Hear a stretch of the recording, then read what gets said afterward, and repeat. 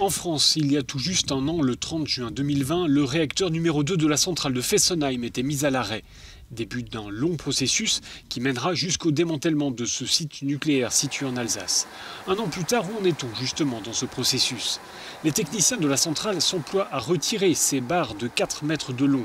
Elles renferment les pastilles d'uranium enrichi, autrement dit le combustible. Il faut les placer délicatement dans un conteneur spécial très hermétique qui sera ensuite acheminé par wagon jusqu'à l'usine de retraitement de La Hague dans la Manche. Parallèlement au retrait du combustible nucléaire, il y a le chantier de démontage des installations non nucléaires.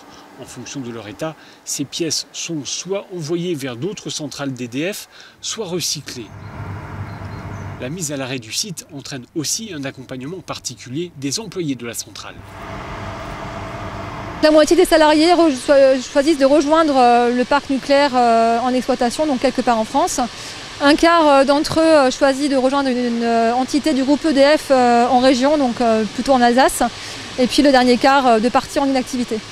Le démantèlement de cette centrale devrait s'étaler sur une vingtaine d'années. Si le calendrier est respecté, le bâtiment abritant le réacteur ne sera pas démonté avant 2035. Enfin, le coût des travaux, il a été fixé à plus de 350 millions d'euros.